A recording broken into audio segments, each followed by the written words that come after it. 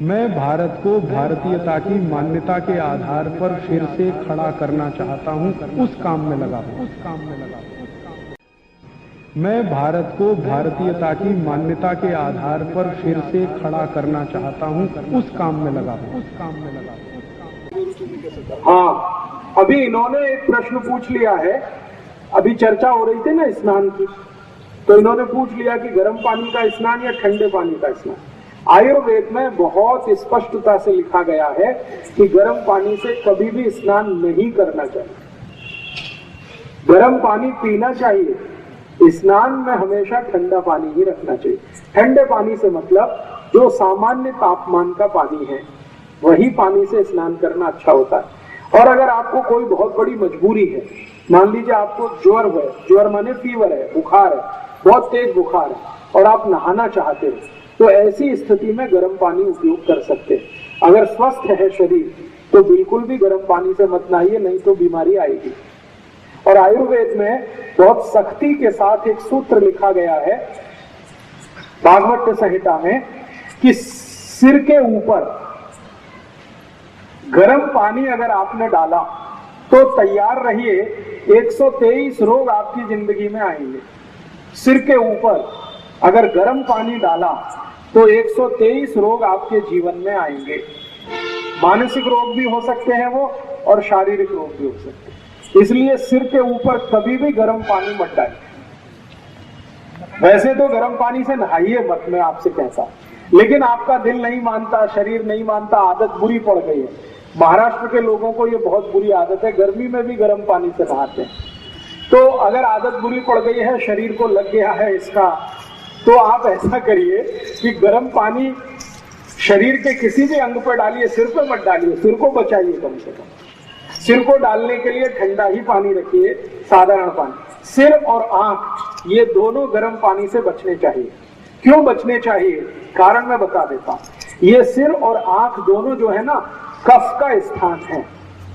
हमारे शरीर में 3 दोष होते हैं ना, वात, पित्त और कफ। तो ये जो सिर है, सिर, यहां सबसे ज्यादा कफ रहता है। आंख और सिर में सबसे ज्यादा कफ रहता है। और कफ और गर्म पानी की खतरनाक दुश्मनी। अगर गर्म पानी दें तो कफ और तेजी से बढ़ता है। इसलिए सिर और आंख दोनों को गर्म पानी से बचाना चाहिए।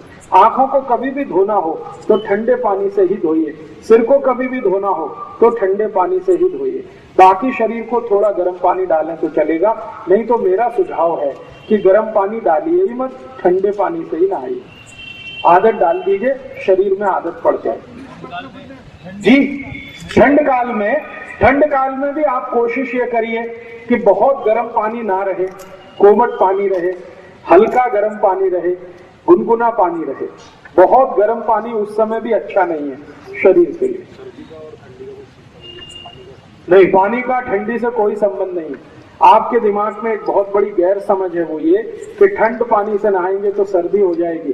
सर्दी का पानी से कोई रिश्ता नहीं है। सर्दी का रिश्ता पोट से है। पोट खराब होगा तो जरूर सर्दी होगी। जिनको संडास साफ नहीं होती, बार बार जिनको कोष्ठबद्धता रहती है, मलबद्धता रहती है, कब्जियत रहती है, उनको ही सर्दी सबसे ज्यादा होती है। पानी का सर्दी से कोई संबंध नहीं। इस बात को दिमाग से निकाल दीजिए कि ठंडे पानी से नहाने से सर्दी होती है। बिल्कुल नहीं होती। सर्दी उनको होती है जिनको पोट साफ नहीं होता, उन्हीं को सर्दी होती है।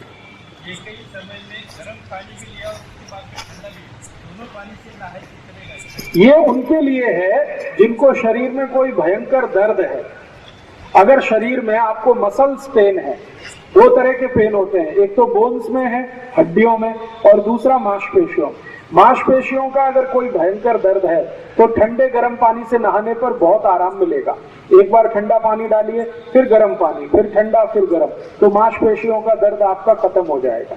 लेकिन अगर स्वस्थ हैं आप तो ऐसा मत करिए, खाली ठंडे से ही नहाना ठीक है। बीमारियां इसी तरह से आ रही। हमने यूरोप और अमेरिका की बिना सोचे समझे जो नकल किया अपने जीवन में, कुछ तो हमारी मजबूरी थी कि हम 250-300 साल उनके गुलाम रहे।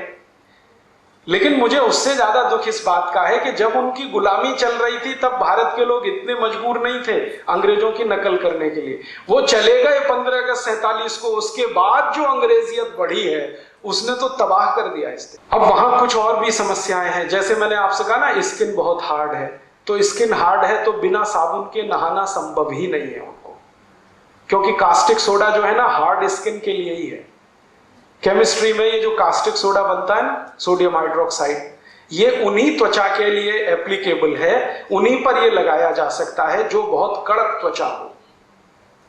और हमारे भारत में इतनी सॉफ्ट है स्किन, क्योंकि सूर्य का प्रकाश हमको है, हम रगड़ रगड़ के कास्टिक सोडा के साबुन से नहा रहे हैं, फिर त्वचा सूखी हो रही है तो फिर दौड़ दौड़ के जा रहे हैं, अरे डॉक्टर साहब क्या हुआ, स्किन रफ हो रही है, एक्जिमा हो गया, सोराइसिस हो गई, इचियोसिस हो गई, खाज हो गई, खुजली हो गई। वो तो होने ही वाला है, क्योंकि सॉफ्ट स्किन के लिए साबुन बना नहीं है, साबुन बना है हार्ड स्किन के लिए।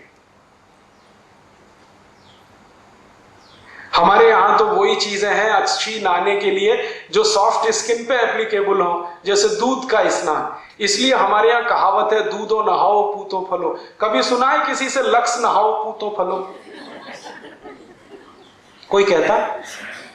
पियर्स से नहाओ पूतो फलो, लाइफ बॉय लगाओ पूतो फलो, दूधो नहाओ पूतो फलो। क्योंकि दूध जो है ना वो सॉफ्ट स्किन की सॉफ्टनेस को बरकरार रखता है। आपकी त्वचा जितनी नरम है उतनी ही नरम वो रखेगा, थोड़ा ज्यादा ही कर देगा, कम नहीं होने देगा। इसलिए शंकर भगवान दूध से नहाते हैं। महाशिवरात्रि को सब उन्हें दूध ही लगाते हैं, किसी को नहीं देखा कि वो साबुन से शंकर जी को नहलाता हो। अब कैसे मूर्ख लोग हैं, हम शंकर जी को तो दूध से नहलाएंगे और खुद साबुन से रगड़ रगड़ के नहाएंगे। और पागलों के पागल कहते हैं जी हम दूध के साबुन से नहाते हैं। अभी दूध से क्यों नहीं नहा लेते अगर दूध के साबुन से नहा रहे हो तो? कहते हैं जी हम तो हल्दी वाली क्रीम लगाते हैं, हल्दी क्यों नहीं लगा लेते? वो हल्दी वाली क्रीम आती है 1500 रुपए किलो और हल्दी आती है 40 रुपए किलो। तो कहो कि हल्दी लगा लो, क्या बात कर रहे हैं, 40 रुपए किलो की चीज, हम तो 1600 रुपए किलो की लगाएंगे। उनसे कहो जी दूध से नहा लो 15 रुपए लीटर का, नहीं नहीं हम तो साबुन लाएंगे दूध का 350 रुपए किलो वाला। हमारा जो दिमाग है ना घूम गया है, और ये घूमने का कारण है बिना सोचे समझे नकल करना। और ये नकल करवाने में सबसे बड़ा भूमिका हिंदुस्तान में किसी ने निभाई तो सिनेमा ने और टीवी सीरियल्स। सत्यानाश कर दिया इस देश का। टीवी सीरियल में जो भी जानकारी यूरोप की देते हैं आधी अधूरी, पूरी जानकारी कभी नहीं देते, क्योंकि पूरी जानकारी समझने के लिए उनके पास भी फुर्सत नहीं। और सिनेमा बनाने वाले यूरोप में जाके थोड़ी बहुत शूटिंग वूटिंग कर लाते हैं तो उसी को देख देख के हमारा मन ललचाता रहता, भाई ऐसा कर लो ऐसा कर लो ऐसा कर लो। बहुत सारी हीरो हीरोइनों से प्रश्न पूछे जाते हैं कि भाई आप कॉस्मेटिक्स क्या क्या इस्तेमाल करती है। वो तो कॉस्मेटिक्स इसलिए इस्तेमाल करती हैं कि दिन में 6-6 घंटे भयंकर फ्लड लाइट्स में उनको रहना पड़ता है। अगर वो कॉस्मेटिक्स ना लगाएं तो उनकी तो त्वचा जल जाए। फिर उन्हीं के मूर्खतापूर्ण टिप्स ले लेके हम अपने जीवन में प्रयोग करना शुरू कर देते हैं, जबकि हमें कोई फ्लड लाइट्स में रहना नहीं पड़ता। भाई हेमा मालिनी ऐसा करती है तो हम भी कर रहे हैं, ऐश्वर्या रॉय ये लगाती है तो हम भी लगा रहे हैं। ऐश्वर्या रॉय हेमा मालिनी 6-8 घंटे भयंकर लाइट में रहती है, त्वचा को बचाने के लिए ये सब करती है, हम तो नहीं रहते, फिर हम क्यों करें? तो ये सब घालमेल हो गया, खिचड़ी हो गया। खिचड़ी ऐसा हो गया कि हमारा दिमाग ना तो हमारा रह गया ना उनका बन पाया, आधे हम अपने हैं आधे उनके हैं, तो फंस गया इसमें सारा चक्कर। और ये आधा अधूरापन रोज दिखाई देता है जिंदगी में। फिर और एक फालतू खर्चा आप बंद कर सकते हो, साबुन का। फालतू साबुन ज़्यादा मत लगाओ। तो कैसे नहाएं? बेसन से नहाओ, चने के आटे से, मुल्तानी मिट्टी से नहाओ, नहीं तो तौलिया भिगा लो पानी में, गीले तौलिया से शरीर रगड़ लो, पानी से नहा लो, नहीं तो दूध से नहा लो। हमारे देश में महाशिवरात्रि का त्यौहार आता है, शंकर भगवान को दूध से ही नहलाते हैं, तो भक्त क्यों नहीं दूध से नहा सकते? जब भगवान नहा सकते तो भक्त नहा सकते। हम जब बुजुर्गों के पांव छूते हैं ना तो वो आशीर्वाद देते हैं, दूधो नहाओ पूतो फलो। कभी किसी ने ऐसा आशीर्वाद दिया, लक्स लगाओ पूतो फलो?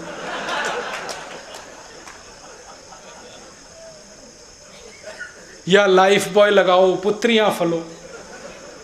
हमेशा कहते हैं दूधो नहाओ पूतो फलो।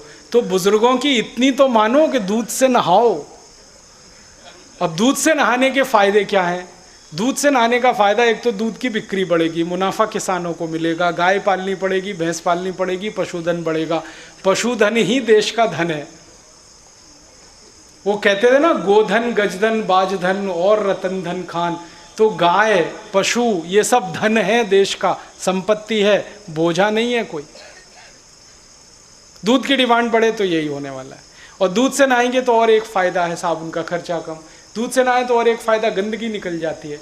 आप थोड़ा दूध ले लो, चेहरे पे लगाओ, फिर रुई से चेहरा पूछो, एकदम काला काला रुई हो जाता है, क्योंकि गंदगी सब निकल आती है उससे। दूध एक अकेली चीज है पूरी दुनिया में जो लगाने के 2 मिनट बाद ही गंदगी को खींच लेता है। इसलिए ब्यूटी पार्लर में मिल्क क्लिनजिंग होता है, सोप क्लिनजिंग कहीं नहीं होता। तो आप सोचो, नहाना दूध से शुरू करो। 1-2 चम्मच दूध लगता है, 1-2 चम्मच कच्चा दूध लेके तेल की तरह से रगड़ लो, पानी से नहा लो, तो त्वचा एकदम नरम रहती है। त्वचा नरम रहेगी तो कोल्ड क्रीम का खर्चा बचेगा, पामोलिव नहीं लगाना पड़ेगा, ओल्ड स्पाइस नहीं लगाना पड़ेगा, फेयर एंड लवली नहीं लगाना पड़ेगा, वो हजारों करोड़ का खर्चा बचेगा। लोग फेयर एंड लवली लगा लगा के परेशान है, कहते हैं इससे गोरापन आता है। मैंने एक भैंस को 4 साल लगा के देख लिया, वो अभी भी काली की काली है।